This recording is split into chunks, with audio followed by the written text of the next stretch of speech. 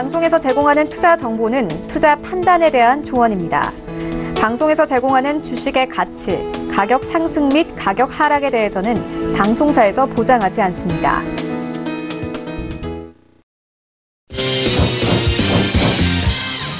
네, 오늘의 주요 헤드라인 소식입니다.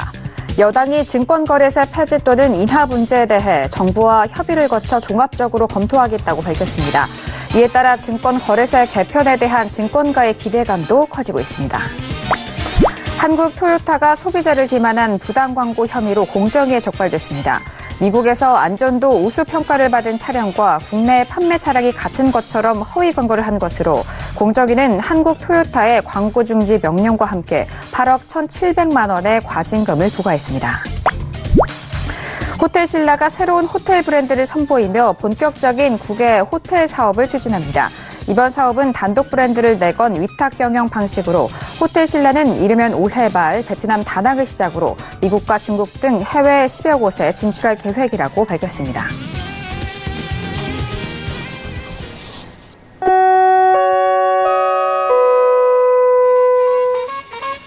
네, 안녕하세요. 평택천원 정석투자 김은혜입니다. 자, 오늘은 화요일장이었습니다. 자, 간밤 뉴욕 증시는 4분기 실적 부진과 우려감 속에서 3대 지수 모두 하락으로 마감이 된 상황입니다.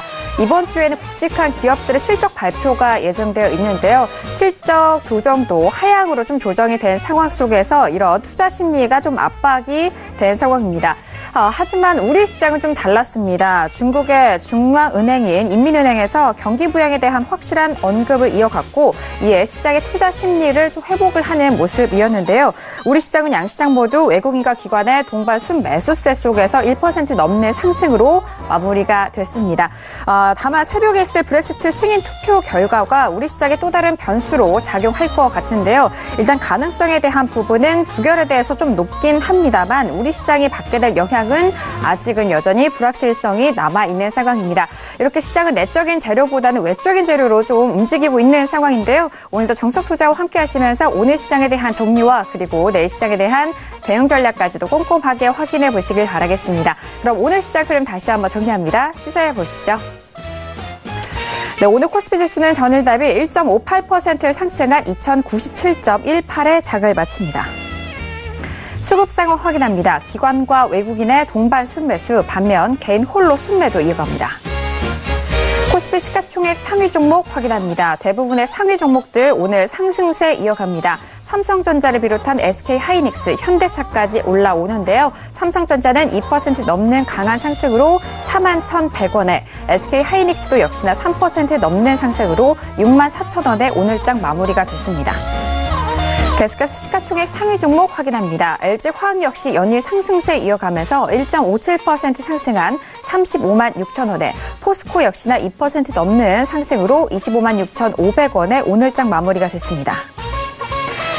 코스닥 지수는 전일 대비 1.07% 상승한 690.39의 장을 마칩니다. 수급 상황 확인합니다. 역시나 기관과 외국인의 동반 순매수, 반면 개인 홀로 순매도 이어갑니다. 시가총액 상위 종목 확인합니다. 신라제는 보합권에서 마무리가 됐고요. 셀트리온 헬스케어는 하락 마감이 됐습니다. 3% 가까운 하락으로 69,100원에, 바이로메드는 1% 넘는 상승으로 24만 7,100원에 장을 마칩니다. 계속해서 시가총액 상위 종목 확인합니다. 메디톡스 역시나 4% 가까운 상승으로 58만 4,300원에, 코롱티슈도 역시나 상승으로 마감이 되면서 3만 9,000원에 오늘장 마무리가 됐습니다. 네, 본격적으로 화요일장 정석투자 시작해보도록 하겠습니다. 화요일 저녁은요, 학과장 정황 대표님과 함께 이어가 보도록 하겠습니다. 학과장님 안녕하세요. 네, 안녕하세요. 네, 반갑습니다. 자, 오늘 우리 시장 상승으로 마무리가 됐습니다만 이제 새벽에 브렉시트 합의안에 대해서 이제 투표에 들어가는 이런 다양한 좀 변동성이 있는 시장의 분위기입니다. 어떻게 보실까요? 네, 오늘 흐름 자체가 좀 특이했고요. 좀 전에 뉴스 브리핑에서 중국의 경기 부양책 이런 거 얘기 나왔었잖아요. 그런 것들에 대해서 제가 오늘 시황 코너에서 자세하게 전달해 드리겠고요.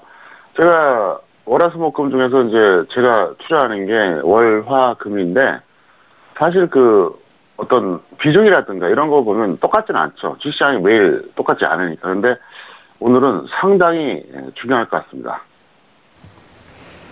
네, 알겠습니다. 일단 시장에 대해서 움직임이 크게 일어나고 있는 상황인 만큼 오늘 이 시간 참 중요하다고 하니까요. 저녁 시간인 정석주다를 통해서 내일장에 대해서 탄탄한 준비해 보시길 바라겠습니다. 자, 그럼 1교시 본격적으로 들어가 볼게요. 오늘의 1교시는요. 시황 분석론이 기다리고 있습니다. 자, 오늘 우리 시장 장중과 장 마감까지도 많은 분들이 분석 내용도 좀 궁금해 하실 것 같습니다. 오늘 양시장 쪽에서는 외국인과 기관의 동반 순매수 들어오면서 현선물 쪽에서 모두 들어오면서 상승으로 마무리가 된 상황인데요. 먼저 시황에 대해서 분석을 해드리도록 하겠습니다. 자, 학 과장님 먼저 시황 분석 도와주실까요? 네, 오늘 결과를 먼저 말씀드린다면 코스피는 기관, 외국인, 프로그램 매수로 인해서 급등을 했고요. 61선을 회복했습니다. 일반적으로 봤을 때 외국인, 기관, 프로그램 세 가지가 전부 다 순매수가 나왔을 때는 지수가 절대로 빠질 수가 없어요. 당연히 오르는 건데 오늘 생각보다는 좀 많이 올랐다. 이게 이제 특징이 되겠고요. 코스닥은 이제 외국인 기관 매수했고 이제 중소형 지수의 강세로 상승 전환했습니다. 오늘은 셀트리온, 헬스케어를 비롯해갖고 제약바이오 대형주보다는 중소형 주들이 좋았습니다. 그래서 이제 상승했다 볼 수 있는데 사실 오늘 장세가 되게 이상한 장세였어요. 왜 그러냐면, 저는 이제 시장을 분석할 때, 장중에만 보는 게 아닙니다. 동시효과 때부터 분석에 들어가요.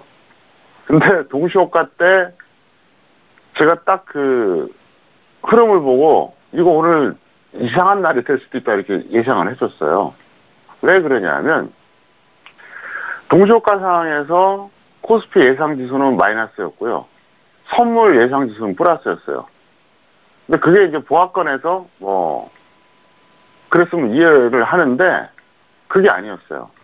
불과 5분 남겼을 때까지. 그러니까 9시에 개장을 하는데 8시 55분까지 코스피는 마이너스 9, 마이너스 10 정도 포인트죠. 그 정도 이제 하락 출발이 예상됐었는데 선물은 또 반대였어요. 선물은 플러스 1포인트 정도 이렇게 나와 있었어요. 그래서 이거 오늘 만만치 않겠다 이렇게 생각을 했어요. 솔직히 처음에. 그런데 트럼프가 트윗에서 미중 무역 협상 관련된 거 호재성 이런 뉴스가 나오고 뉴스가 아니라 이제 트윗이죠. 그래서 이제 미국 선물이죠. 갑자기 급등했어요. 그걸 시발점으로 해가지고 딱 미국 선물 좋으니까 올리고 또 그다음에 중국 올라가니까 올리고 해서 약간 좀 억지스러운 상승을 했다. 이게 이제 가장 포인트가 되는 이런 부분입니다. 근데 저는 이제 지금 현재 장세가 사실 좀 이해가 좀 안 됩니다. 제 방송을 오랫동안 보셨던 분들은 아시겠지만은 저는 예측하는데 주저한 적도 없고요. 항상 분석한 그대로 전달했는데 하여간 특이한 장세요. 지금 잠깐 차트로 좀 설명을 드리겠습니다. 일단 이게 코스피 지수부터 설명드릴게요. 그 다음에 이게 코스닥입니다. 거의 유사하죠. 유사하다는 게 뭐냐면 코스피 보면은 이 파란색이 61선이에요. 돌파했잖아요. 코스닥도 돌파했어요. 61선. 자, 그런데 제가 이제 항상 말씀드린 거 있잖아요. 하락 추세에서 반등과 베어마켓 랠리의 기준을 제가 이 방송을 통해서 수없이 전달해 드렸었는데 이 내용도 마찬가지입니다. 이거를 모르시면은 초보자죠. 네, 이것도 모른다면. 자, 평택천둥 차트 이론에 의하면 현재 하락 추세입니다. 코스피 같은 경우는 작년 3월에 크로스가 됐죠. 61선이 120선 이탈했습니다. 그래서 지금까지 계속 이렇게 흘러내리는 이런 양상입니다. 보시면 이 파란색이 어떻습니까? 빨간색보다 아래에 있잖아요. 그거 계속 하락 추세요. 자, 이랬을 때 제가 이제 이 시간 통해서 얘기했었죠. 반등의 기준은 21선 넘어가는 거. 베어마켓 랠리의 기준은 61선 넘어가는 거. 맥시멈 한계치는 120선 이렇게 항상 말씀드렸었는데 지금 그러면 어떤 구간이죠? 이 구간이 베어마켓 랠리가 일단 시작은 된 거예요. 그래서 하락 추세일 때 우리가 어떤 반등을 했다 안 했다 이 기준이 뭐냐 21선이에요. 21선을 회복하지 못하면 이건 반등이라고 볼 수가 없어요. 왜냐하면은 아무리 추세가 하락을 해도 맨날 떨어질 수는 없어요. 상승 나온 날도 있거든요. 그래서 여기서 보시면은 이 구간들이 이제 다 유사한 거죠. 여기서 보시겠습니다. 지난 작년 여름이죠. 요때 이제 살짝 반등했던 거죠. 또 밀리고 또 반등. 또 밀리고 여기서 또 반등. 그 다음에 여기서는 일종의 베어마켓 랠리가 나왔던 거예요. 그랬다 또 밀리고. 여기서는 61선은 넘었지만 결국 120선은 돌파 못하고 끝난 상황입니다. 자, 지금 현재 상황을 좀 더 제가 구체적으로 아주 자세하게 설명드리겠습니다. 그럼 현재 상황은 어떤 상황이냐? 자, 보시는 것처럼 하락 추세는 여전히 이어지고 있죠. 왜?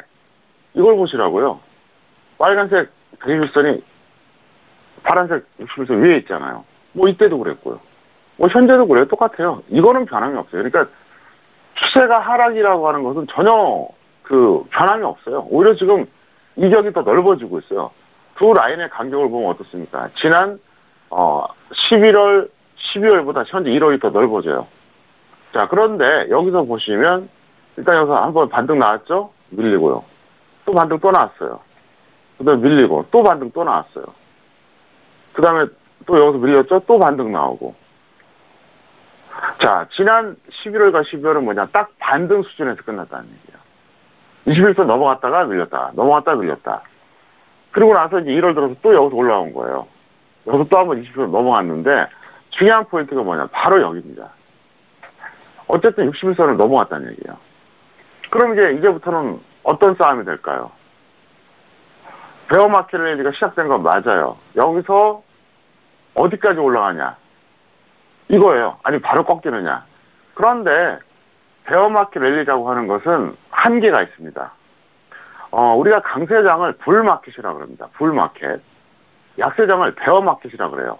그럼 베어마켓 랠리의 정의가 뭐냐면 추세 하락 장세에서 생각보다 반등이 강한 거죠. 21선 반등까지는 상식적인 반등이에요. 왜냐하면은 아무리 장세가 약해도 21선 반등은 나와줍니다.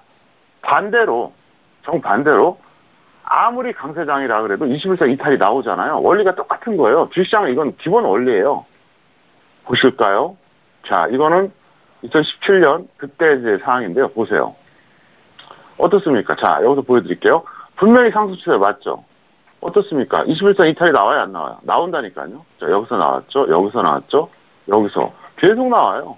이때는 뭐 21선 정도가 아니라 생각보다 굉장히 조정을 많이 받았는데 이게 정상인 것처럼 반대로 하락할 때도 똑같아요. 하락할 때도 21선 반등이 나오는 거예요. 그러니까 상승장에서는 21선 이탈이 나왔다가 재상승을 이어가고 하락장에서는 21선 반등이 나왔다가 재하락을 이어가는 거예요. 그러니까 21선의 의미가 이거라는 거죠. 그래서 어떤 사람들 보면은 21선 돌파하면 매수, 이탈하면 매도 이렇게 기준을 삼는 개인들도 있고 심지어 그걸 매매 프로그램으로 만들어서 파는 분들도 있어요. 제 입장에서 어이가 없는 거죠. 하락 추세에서 21선 돌파했을 때 매수하면 어떻게 될까요? 단기 고점 매수하는 거죠. 그래서 이 시간을 통해서 여러분들 이걸 좀 참고하시기 바라겠는데요. 자, 그러면 현재 여기서 어떻게 봐야 되느냐? 뭐 둘 중에 하나죠. 크게 보면 둘 중에 하나요. 내일부터 바로 밀리거나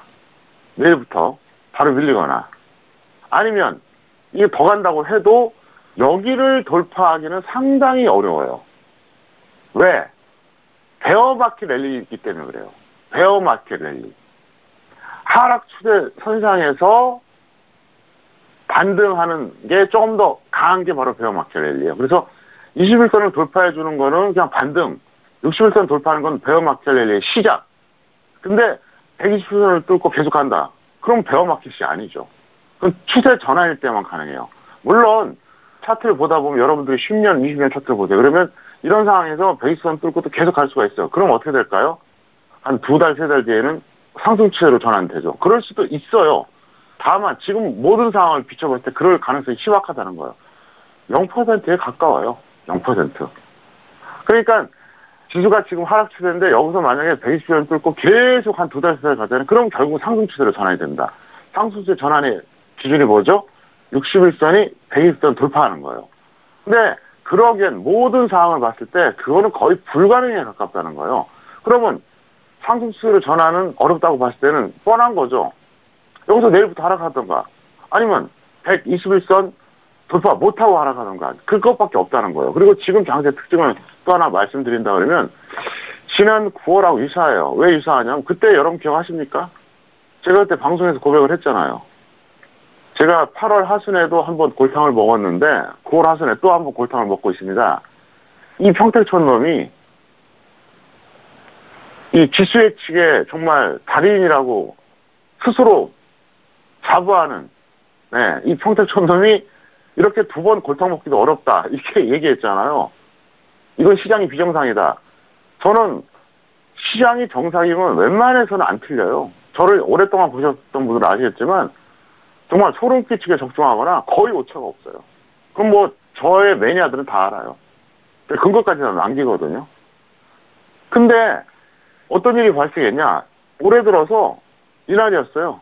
지난주 수요일 그리고 오늘.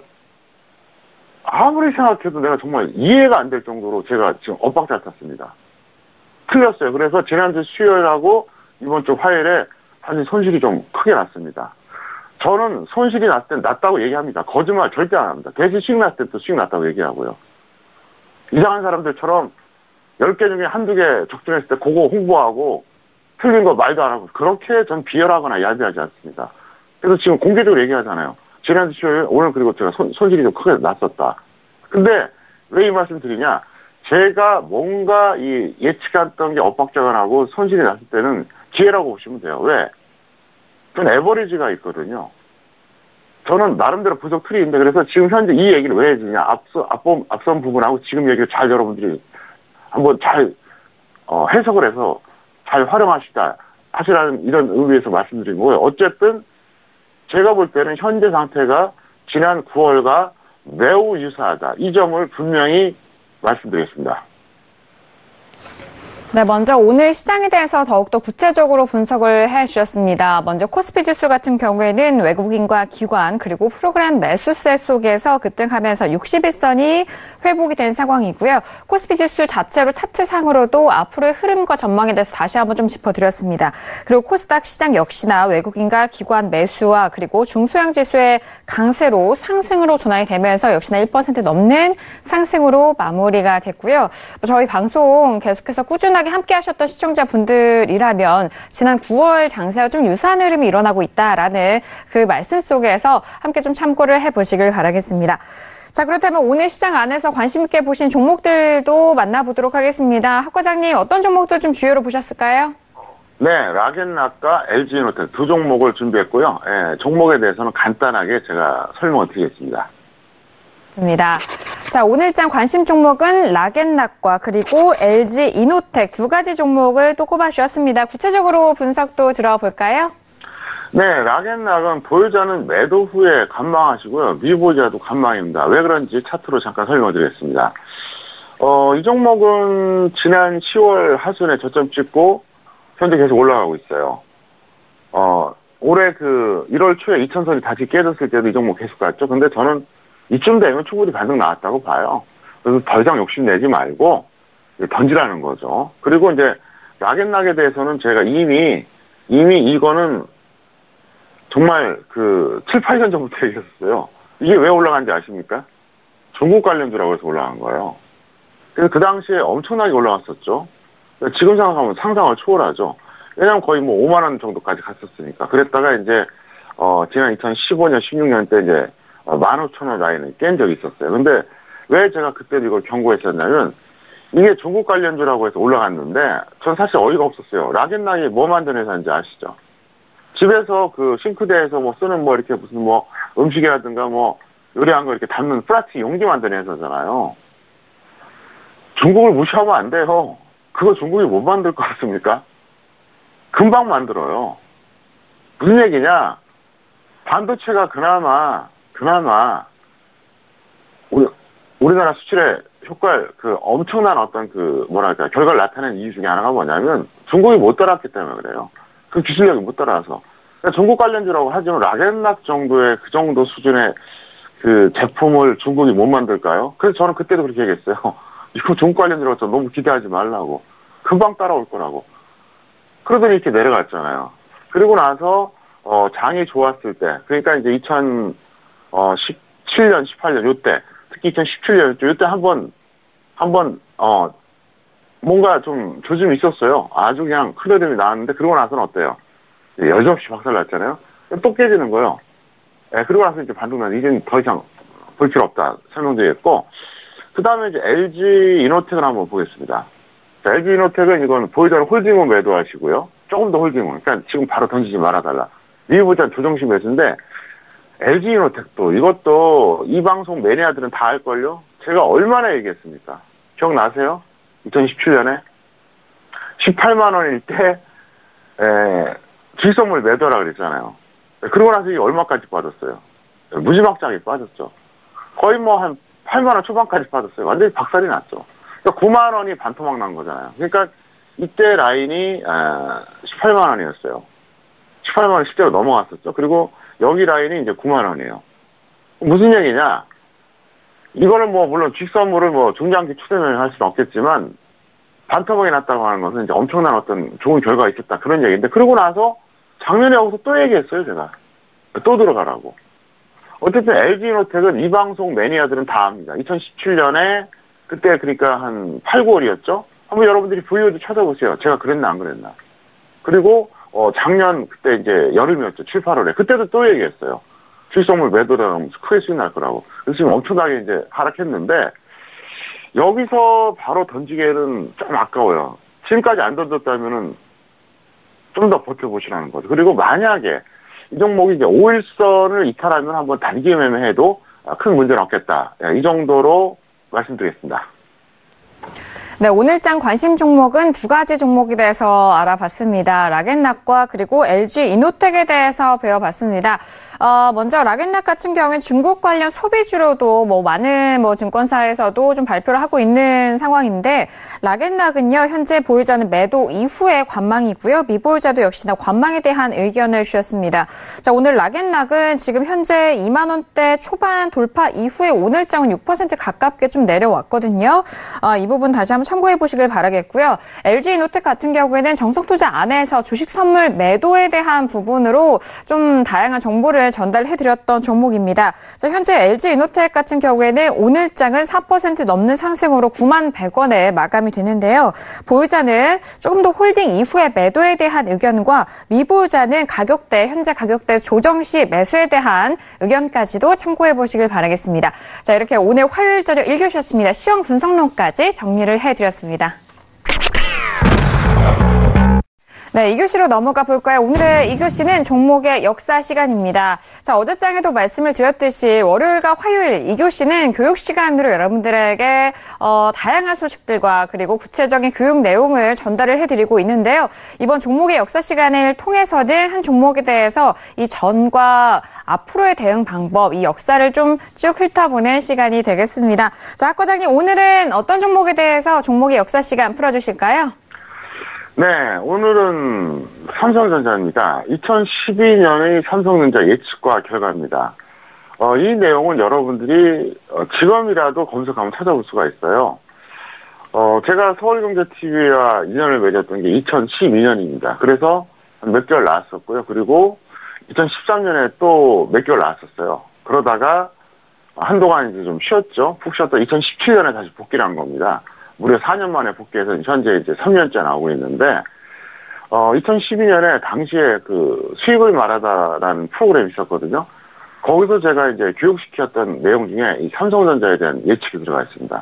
그래서 이건 무려 7년 전에 나왔던 얘기인데, 제가 그것을 다시 한번 지금 이제 복귀 차원에서 말씀드리겠습니다. 근데 제가 뭐라 그랬었냐? 삼성전자는 200만 원이 넘어가면 언젠가 액면분할 할 것이다. 이미 7년 전에 얘기했어요. 근데 어떻게 됐습니까? 2018년에 액면분할 실시했죠? 작년입니다. 두 번째, 최대 300만 원 돌파와 하락한다. 그랬는데 실제로는 287만 원이었습니다. 287만 원. 그래서 이제 제가 원래 예측했던 것보다는 약 한 13만 원 정도의 오차가 발생했습니다. 그래서 이거는 이건 적중한 건 아니죠. 틀린 거죠. 어쨌든 간에. 이미 저는 이걸 7년 전에 얘기했다는 거예요. 그래서 예측 1번은 정확하게 맞았죠. 액면분할 했죠. 그리고 한 300만 원까지 봤어요. 근데 287만 원이니까, 크게 틀린 건 아닌데 어쨌든 풀렸습니다. 그래서 조금 아쉽긴 합니다. 그런데 현재 그 삼성전자를 처음 보신 분들은 287만 원이 황당하잖아요. 현재가 곱하기 50만 원 하면 됩니다. 무조건 50만 원. 왜? 50분의 액면 불안했기 때문에 그렇습니다. 그래서 이제 요거까지는 이제 차트로 잠깐 설명을 드리겠습니다. 2012년이니까 벌써 아마득하죠? 그러니까 이제 제가 이 얘기를 했던 시점이 이제 이쯤이었어요, 이때. 그러니까 그때가 그 봄으로 기억하거든요. 네, 이때 제가 녹화를 한 거예요. 녹화를 했는데, 이게 2012년이에요. 200만 원 나가면 액면불안 한다 그랬고, 그 다음에 300만 원 간다 그랬는데, 그 당시에 2017년 11월 초였죠. 이때 287만 원이었습니다. 정확하게. 그러니까 액면불안 하기 전 가격으로. 그러고 나서 이제 다시 대세하락을 시작한 거죠. 그래서 그때 왜 이렇게 얘기했었냐? 저는 삼성전자가 마지막 불꽃을 틔울 거라고 얘기를 했던 게, 놀라지 마세요. 12년 전에 이미 얘기했었어요. 그러니까 이 방송 프로그램, 그러니까 서울교육TV에서 얘기한 건 7년 전인데 정확하게 말하면 12년 전에 그때 이미 예측을 했었어요. 뭐라고 얘기했었냐? 2007년에는 스마트폰이 있었을까요? 없었을까요? 없었죠. 그때는 그냥 애니콜이었잖아요. 기억하십니까? 스마트폰이라고 하는 것 자체가 없었어요. 스마트폰이 제대로 이제 활성화되기 시작한 게 2011년 이후부터, 그때부터 이제 본격적으로 활성화됐지, 2007년에 없었거든요. 그때 제가 뭐라고 그때 강의를 했었냐면, 삼성전자가 핸드폰으로 한번 크게 한번 수익내고 마지막 불꽃을 틔울 거다. 이렇게 얘기했었어요. 그런데 중요한 건 뭐냐. 2017년에 반도체까지 좋았기 때문에 여기서 조금 더 탄력을 받았던 거죠. 그런데 이제 중요한 게 뭐냐. 이게 스마트폰은 이제 과거보다 좀 떨어지고 이제 결국 반도체인데 지금 그나마 반도체로 먹고 살고 있잖아요. 있는데, 이렇게 됐다고 했을 때, 그 다음엔 순순히 뭐가 될까요? 삼성전자가 마지막 불꽃을 틔우고 빠진다. 자, 삼성전자는 전기전자에서 압도적인 종목이고요. 전기전자 업종은 코스피에서 역시 무지막지한 비중이 있는 업종이에요. 우리나라가 대세하락 간다는 거죠. 대세하락. 삼성전자 하나가 보통 코스피 전체에서, 코스피도 종목수가 꽤 되잖아요. 작게는 16%, 많게는 22%까지 왔다 갔다 합니다. 한 종목의 비중이라고 하면 정말 엄청난 거죠. 전기전자가 사실은 코스피에 거의 상당한 부분 차지하는 건데, 다시 말하면 뭐냐, 삼성전자가 빠지는 것은 전기전자가 빠지는 거고, 전기전자가 빠지는 것은 코스피가 빠지는 거예요. 그래서 이것도 강의 수준이 또 너무 높아지네요, 또. 작년 2월 초에 제가 대세하락이라고 얘기했잖아요. 대세하락을 선언했을 때. 이때, 2월 초순에. 제가 그때 그랬죠. 대세하락입니다. 이유가 간단해요. 첫 번째가 이거예요. 삼성전자가 2011년 초에 고점이었거든요. 근데 이제 제가 대세하락 선언했던 것은 이제 코스피 기준으로 2월 초였어요. 이때쯤이었어요. 삼성전자가 끝났다고 봤기 때문에요. 그게 가장 큰 이유예요. 두 번째, 유동성 측면에서 북한 때문에 외국인이 빠져나갈 거다. 그래서 실제로 그 기간에 외국인 매도가 갑자기 늘었습니다. 세 번째는 해외 증시인데, 그거는 제가 비공개로 하겠습니다. 그래서 이 삼성전자라고 하는 이 한 종목에 대한 분석이 끝나는 게 아니라 이건 대한민국 시장을 분석하는 툴이에요. 그래서 제가 그 얘기한 거예요. 이제 아시겠어요? 작년 2월 초에 제가 대세하락을 얘기했을 때 모두가 놀랐잖아요. 사람들이 또 그랬잖아요. 역시 평택촌놈이다. 왜? 아무도 얘기하지 않을 때 했잖아요. 제가 그 얘기까지 했잖아요. 우리나라뿐만 아니라 전 세계에서 코스피를 작년 2월 초에 대세하락이라고 얘기한 사람은 아마 저밖에 없을 거다. 있으면 찾아봐라. 사실 삼성전자 때문에 그런 거야. 삼성전자가 언젠가 불꽃을 틔우고, 마지막 불꽃을 틔우고, 고점 찍고 내려가요. 그럼 전기전자 내려가고, 전기전자 내려가면 어떻게 될까요? 코스피도 무너지는 거죠. 무슨 얘기냐? 대한민국의 정말 마지막 불꽃이 딱 튀운 다음에 중장기 대세하락 간다는 얘기예요. 또 한번 보여드릴까요? 제가 또 오늘 휠 받았네요. 그래서 이것도 제가 얘기한 거예요. 이제 끝났다고. 작년 2월입니다. 끝났어요. 여기서 2,000포인트 빠지고 바닥 찍고 또 올라갈 것 같습니까? 천만의 말씀이에요. 삼성전자가 깨졌는데, 전기전자가 깨졌는데 무슨 수로 올라가냐고요. 지금 최근에 이렇게 지수가 반등이 나오잖아요. 그죠? 현재 나오는 게 보이죠? 이거 왜냐? 이거는요, 운송장비 때문에 올라가는 거예요. 그런데 중요한 게 뭐냐? 이게 전기전자 업종입니다. 보세요. 이게 전기전자 업종이에요. 전기전자 업종이 흐르니까 어때요? 지수가 무너질 수밖에 없어요. 자, 운송장비도 볼까요? 운송장비 같은 경우 보면은 이것도 마찬가지. 계속 최근에 박살이 났었어요. 그러니까 추세적으로. 그러니까 2017년부터. 이건 고점이 2017년이었어요. 18년도 아니에요. 이미 한참 전에 빠졌어요. 그런데 최근에 운송장비가 이렇게 비상급등을 해주다 보니까 단기적인 시황은 좋을지 모르겠지만 추세를 돌릴 수는 없다는 거죠. 그래서 오늘 삼성전자 얘기는 사실 시황과 연동된다는 걸 얘기해드렸고요. 원래 강의 내용에는 이제 삼성전자 반도체 사업 역사와 전망이 있었는데 제가 시간이 너무 이제 흘러서 이제 길게는 못하겠고, 삼성전자가 반도체가 언제 시작됐냐? 1975년입니다. 이건희 회장님이 1975년에 한국 반도체를 인수했습니다. 그래서 한 2000년도까지 약 25년 동안 돈을 들이다 부은 거예요. 어떻게 보면 정말 도박 같은 사업을 한 거죠. 근데 대성공을 한 거예요. 그래서 현재 오늘날에 삼성이 있었던 겁니다. 삼성은 원래 잘 아시는 것처럼 유통업을 시작했어요. 삼성 상해, 그게 이제 현재 삼성물산이 된 거거든요. 그리고 제일모직, 이게 원래 근간이었어요. 만약에 삼성이, 이건희 회장님이 만약에 반도체 산업, IT 쪽으로 하지 않았더라면 삼성그룹이 제게 10이나 될까요, 지금? 안 될 겁니다. 세계적인 그룹이 됐던 것은 바로 이 반도체 산업, 그리고 IT 분야고요. 어쨌든 뭐 사람들은 이건희 회장님에 대해서는 뭐 여러 가지 뭐 평가가 엇갈리는데 저는 상당히 존경받아야 될 인물이라고 생각합니다. 그래서 어쨌든 오늘 삼성전자 이 정도로 마치겠습니다. 네, 최근에 시장이 상승을 하면서 삼성전자는 4만 원대가 회복이 된 상황입니다.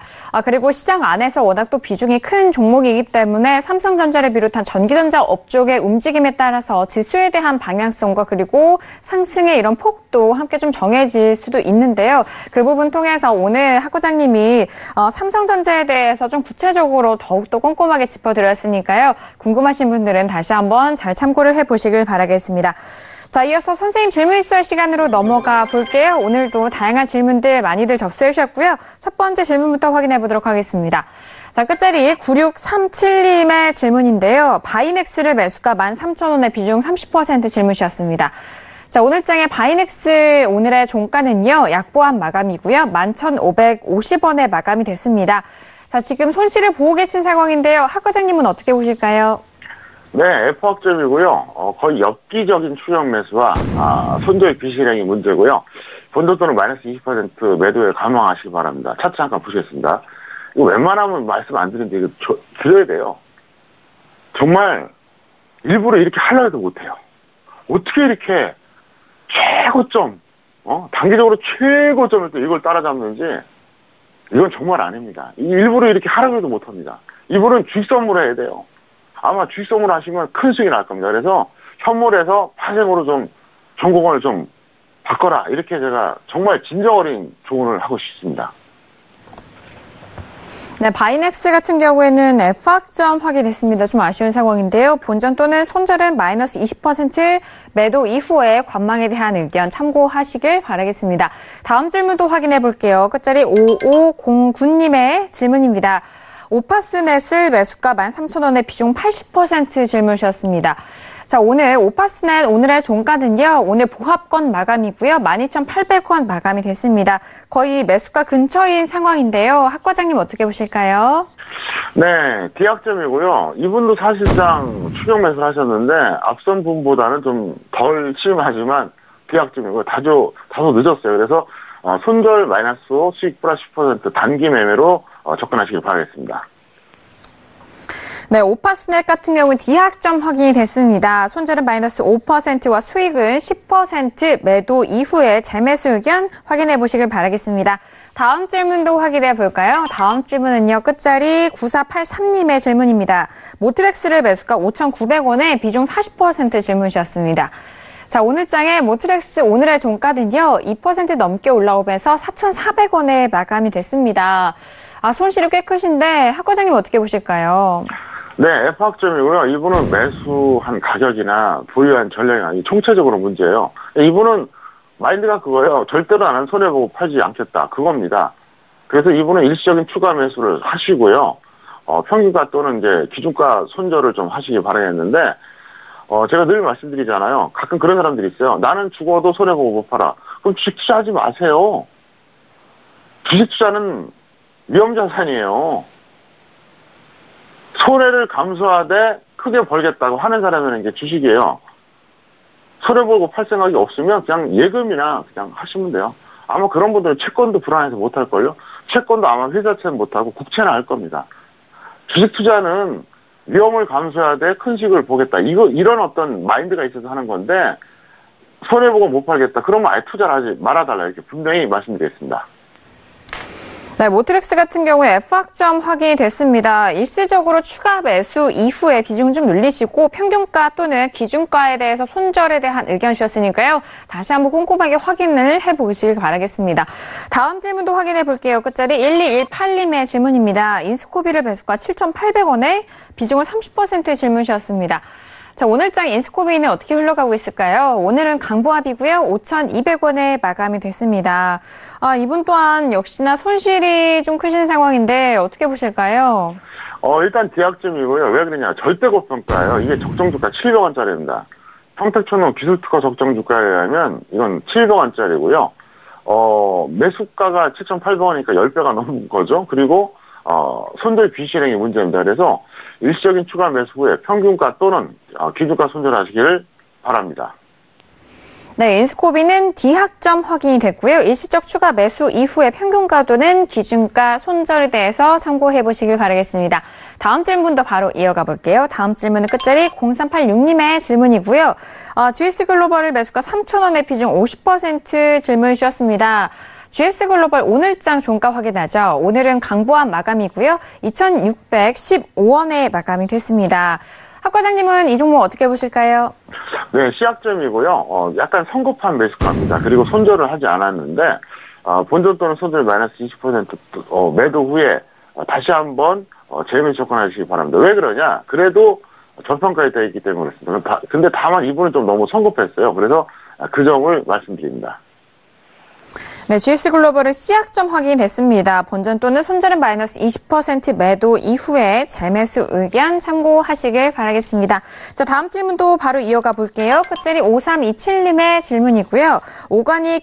오가닉티 코스메틱을 매수가 2,700원에 비중은 30% 질문 주셨습니다. 자, 오늘장의 종가 확인해 볼까요? 오늘은 강보합 마감이고요. 2,545원에 마감이 됐습니다. 자, 학 과장님, 이 종목에 대해서 어떻게 풀어주실까요? 네, 비록 평가 손이지만 B학점 정도는 됩니다. 왜 그러냐? 일단 상당히 저평가되어 있습니다. 적정주가 8,000원짜리고요. 그리고 합리적인 매수 가격이에요. 현재 평가 손이라고 해서 무조건 이걸 부정할 수는 없습니다. 그래서 본전 또는 손절 마이너스 10% 매도 후에 재매수하시기 바라겠고요. 차트 잠깐 보시겠습니다. 이분이 매수하신 라인이 여기요. 이거는 잘한 거예요. 이거 잘못된 게 아니에요.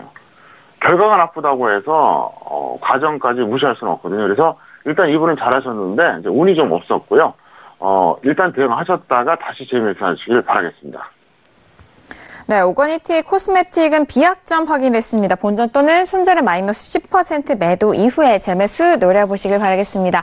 자, 다음 상담도 바로 이어가 볼까요? 다음 질문은 끝자리 6018님 질문이고요. 아난티를 매수가 19,900원에 비중 100% 질문 주셨습니다. 자, 오늘장의 아난티 종가 확인하자. 오늘은요, 3% 넘게 올라오면서 28,600원 마감이 됐습니다. 꽤 수익을 보고 계신 상황인데요. 학 과장님 어떻게 할까요?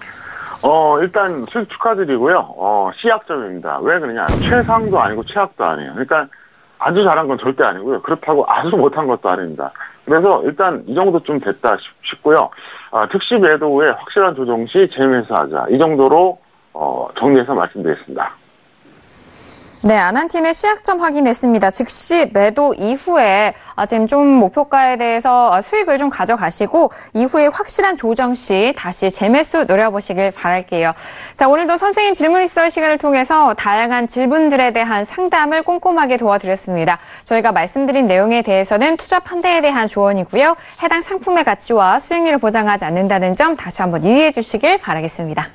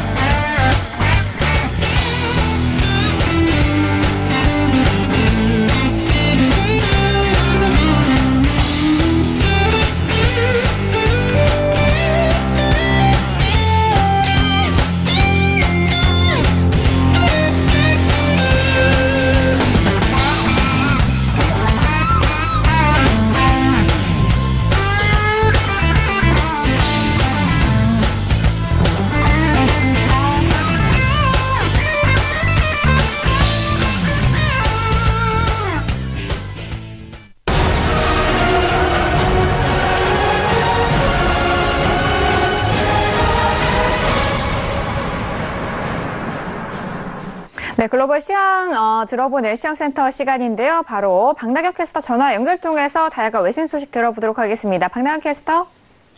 네, 안녕하세요. 박나경입니다. 네, 다양한 외신 소식 들려주실까요? 네, 일단 첫 번째 소식입니다. 브렉시트 이제 운명의 날이 다가왔는데요. CNBC 기사 보면서 말씀드리겠습니다. Crunch Brexit vote is coming that could trigger even more political chaos라고 보실 수 있는데요. 이 브렉시트 보트, 브렉시트 이 표결, 이게 이제 trigger even more political chaos라고 해서 더 많은 정치적인 혼란을 일으킬 수 있겠다라는 우려가 나오고 있습니다. 이제 합의안 투표가 이제 현지 시각 15일 날 이제 진행이 되는데요. 테레사 메이 영국 총리가 이제 막판 설득에 나섰습니다. 영국의 언론들은 부결 가능성을 높게 보고 있고 이후 시나리오 예측에 나서고 있는데요. 지금 현재 말씀드린 대로 부결 가능성이 더 큰 상황입니다. 오후 7시죠. 한국 시간으로는 16일 오전 4시 브렉시트 합의안 승인 투표를 진행을 앞두고 있습니다. 만약 합의안이 부결되면 메이 총리는 3개회 이내에 플랜 B를 제시해야 되는데요. 부결 시에는 노딜 브렉시트, 또 두 번째 국민투표, 또 브렉시트 일정 연기 및 재협상, 조기 총선 등 이렇게 다양한 상황이 전개될 수 있어서 영국 내 혼란이 예상되고 있습니다. 영국의 가디언지는 이 중에서 브렉시트 일정 연기 가능성이 가장 클 것 같다라고 분석을 내놓고 있습니다. 네, 앞서 EU 측에서 메이 총리가 요청한다면 브렉시트 기한을 7월까지도 연장하겠다라고 밝힌 바 있기 때문에 이에 대한 의견이 가장 큰 설득력을 얻고 있는데요. 지금 메이 총리가 다시 EU와의 재협상에 나설 가능성도 크고요. 또 역시 두 번째 국민투표, 조기 총선 가능성도 배제할 수는 없습니다. 하지만 두 번째 국민투표는 메이 총리를 비롯해서 일부 보수당 의원들이 반대를 하고 있기 때문에 의회 통과가 쉽지 않을 예정이고요. 또 법에 따라서 국민투표를 하려면 최소 22주가 필요하기 때문에 일정을 연기하지 않는 이상 시행이 좀 어렵기도 합니다. 조기 총선 역시 보수당 측에서도 좀 받아들이지 않을 전망이기 때문에 앞으로의 계속되는 난항이 전망된다는 소식이고요. 역시 오늘 많은 외신 쪽에서 이 브렉시트 이야기 전하고 있습니다. 메이 총리가 이제 브렉시트 개회관을 앞두고 더 큰 지금 위험에 놓였다라는 부분도 또 보실 수 있고요. 또 한편 오늘 또 주목할 만한 기사는 북미 고위급 회담이 이번 주에 유력하다는 기사입니다.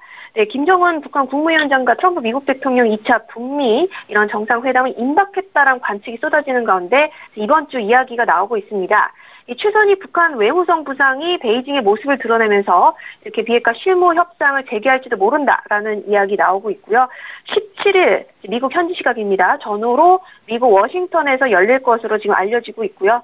중동 순방을 마치고 귀국길에 오른 마이크 폼페이오 미국 국무장관이 지금 17일에서 18일 정도의 회담을 갖기로 하고 조율 중인 것으로 지금 전해지고 있습니다. 이렇게 회담이 성사되면 지난해 11월 회담이 돌연 취소된 이후 약 70일 만에 지금 열리는 거고요. 이 고위급 회담에서 북미는 다음 달로 거론되는 2차 북미 정상회담의 구체적인 시기와 장소, 그리고 의제 등을 확정할 것으로 예상되고 있습니다. 특히 이번 회담이 워싱턴에서 열리는 만큼 김영철 부위원장이 트럼프 대통령을 면담할 가능성도 큰 것으로 전망되고 있습니다. 한편 오늘 중국 증시 마감 상황입니다. China stocks rally on stimulus signals after dismal trade data라 보실 수 있는데요. 중국 증시는 이제 중국 경제 부처들이 총 출동을 해서 경기 부양을 시사하면서 큰 폭으로 상승했습니다. 상하이 종합지수 1.36% 상승해서 2,570.34에 마쳤고 선전종합지수도 1.49% 올라서 1,323.16에 마쳤습니다. 전날 중국의 수출입 지표가 좀 둔화되면서 우려가 커졌지만 이렇게 당국자들이 감제 등 이제 부양책을 언급하고 나서면서 투자 심리가 살아났다는 소식입니다. 또 홍콩 증시 역시 오늘 2% 정도의 또 상승세를 나타냈습니다. Hong Kong shares climb on Chinese stimulus pledge라고 해서 중국의 이런 부양책에 대한 약속 부분으로 지금 상승했다는 소식까지 마지막으로 정리해서 말씀드리도록 하겠습니다. 네, 알겠습니다. 박나연 캐스터 수고 많으셨습니다. 네, 감사합니다.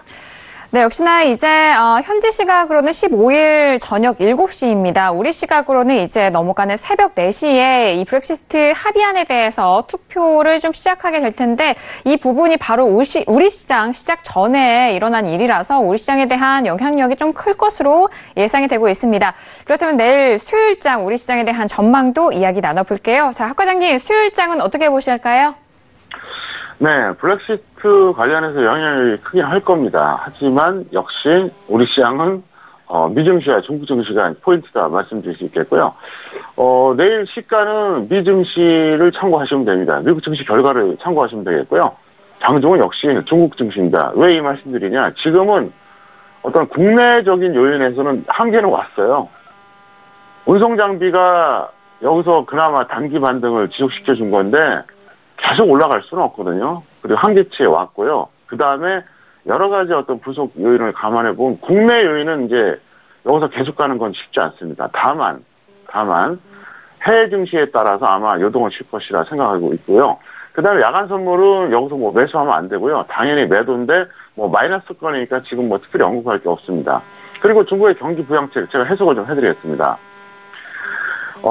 경기 부양책은 근본적인 악재예요. 이렇게 보시면 돼요. 자사주 매입이 사람들이 호재라고 생각하잖아요. 아니에요. 자사주 매입이라고 하는 것은 자사주를 매입하지 않으면 주가 하락을 막을 수 없다고 선언한 거거든요. 오히려 악재죠. 자사주 매입 없이 올라가야 좋은 거잖아요. 공매도를 금지하는 거. 이것도 근본적으로 악재예요. 호재가 아닙니다. 경기 부양책을 발표하는 거. 또 이것도 근본적으로 호재가 될 수가 없어요. 왜? 정부에서 공식적으로 선언하는 거예요. 경기가 안 좋다. 여기서 인위적으로 부양하지 않으면 경제가 더 박살난다. 그렇게 선언한 거예요. 그러니까 자사주 매입, 공매도 금지, 경기 부양책 이거는 단발성 호재는 될 수 있어도 근본적으로는 악재다. 이거를 분명히 말씀드리겠습니다. 네, 일단 시가는 미국 증시를 참고하시고 장중에 대한 부분은 미국 선물과 중국 증시를 좀 참고를 하시길 바라겠습니다.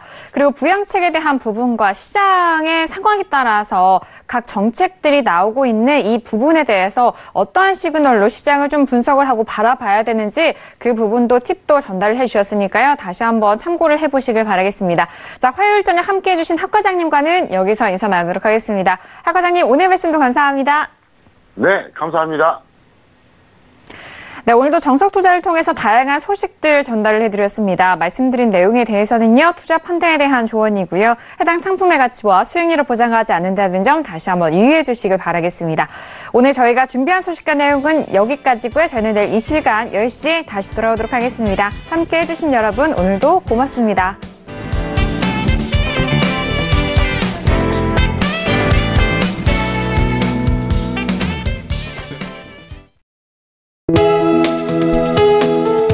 방송에서 제공하는 투자 정보는 투자 판단에 대한 조언입니다. 방송에서 제공하는 주식의 가치, 가격 상승 및 가격 하락에 대해서는 방송사에서 보장하지 않습니다.